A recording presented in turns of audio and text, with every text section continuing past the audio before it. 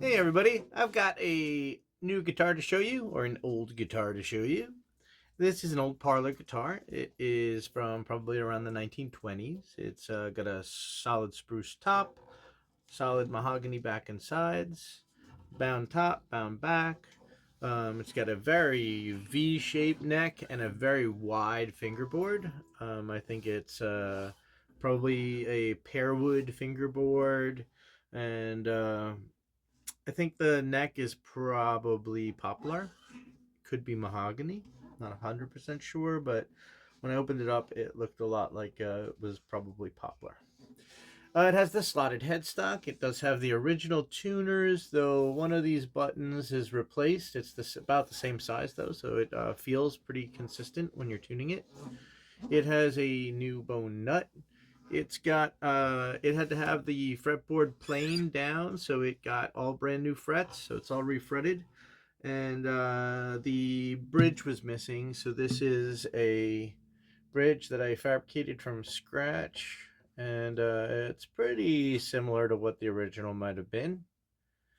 It's got a bone saddle, and it is strung up with silk and steel strings. It's got some repaired cracks on the back, and they're all cleated, and all the braces. I had the back off of this, but I didn't go too crazy with changing anything. It was mostly for repair work. The one thing that got changed was the bridge plate got widened a little bit this way, but not very much. You know, maybe about a 1/4 inch or so. Maybe a 1/2 inch. And then it had a crack up in here that had caused this whole thing to be sort of angled in and sunk in. So while I had it all apart, I steamed it and humidified it and clamped it and shaped it, and over time I got to go back in place and glued everything all up into the right place. All of this little marquetry in here lined up pretty well after the fact, so it's almost pretty hard to tell that there was ever a crack, you know, right down in here. So pretty impossible to see. It's all been cleated, and I've got a popsicle brace up in here just to reinforce. The braces have all been cleaned and reglued, front and back. Not the one that goes down the center though, like those pieces that go down the center. I left those alone. I left those in place. They were pretty solid.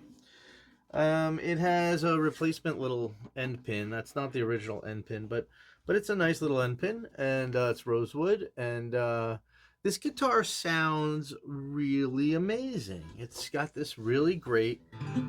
It's first of all, it's very lightweight, and then it feels very alive, and it's a really great tone.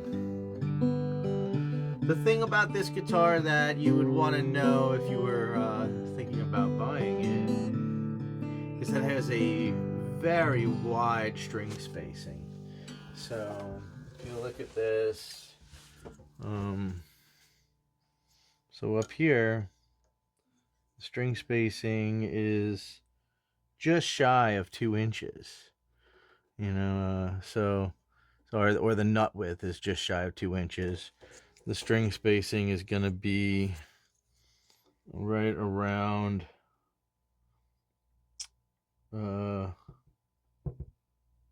42 millimeters, which is pretty wide. So, like a classical guitar, but it's made for steel strings, and or silk and steel strings at least, and they sound great on this. Yeah, it's got a few cleats here and there inside, and all the repairs are really solid. really happy with this one.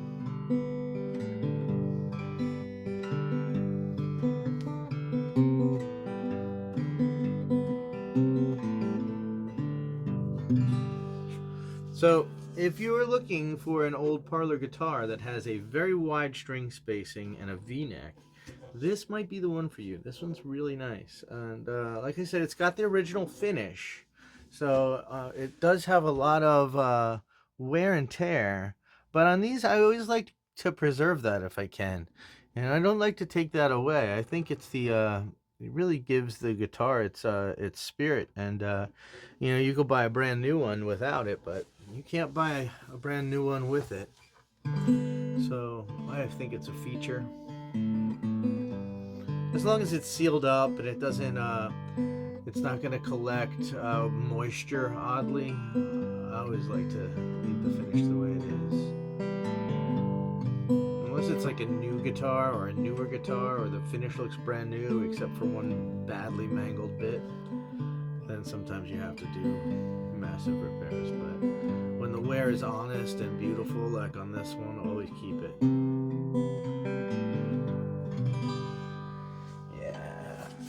And like I said, this bridge is fabricated by me. It's a little sort of pyramid bridge. And I'm not 100% sure what would have been on this guitar originally, but it would have been something like this. And I'll tell you what, it really complements the tone. I'm really happy with the way it sounds. The intonation is right on. And it feels really great. It plays cleanly up and down the neck. And you know, the tuners are old, they work. The D string one is a little tight, but it's not too bad. It's definitely doable. And let's just give you a little look at it all around, and see where the back came off and went back on. This is the original binding. I was able to reuse the binding, and it went on pretty without much incident. So pretty happy about that. You know, and it's got lots of wear and tear, and it shows its age, but I think that's kind of what you would want in this guitar.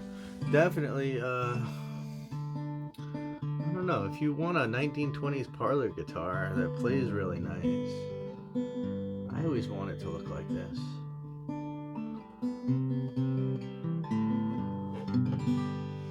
Alright, I don't know what else to tell you about it. I mean, it's got the original ladder bracing, it's got cleats on the inside, it's got the additional popsicle brace across here, and I did put reinforcement braces right here, little popsicle braces that are flat, and they're vintage wood also.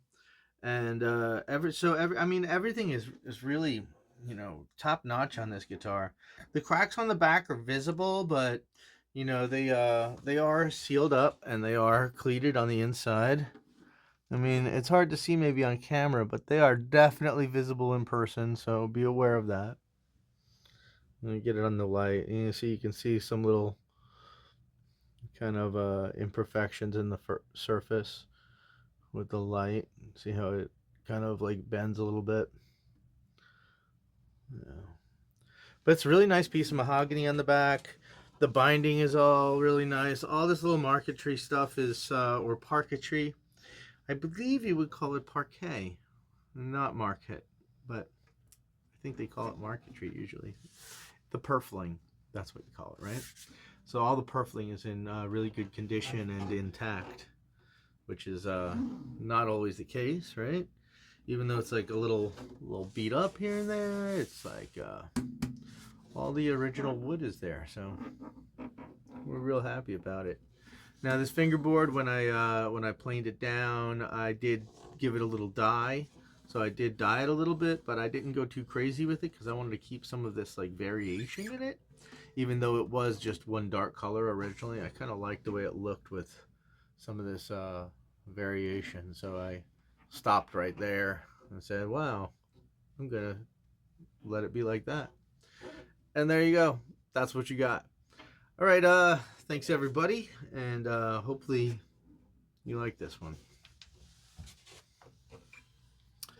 It plays nice and loud.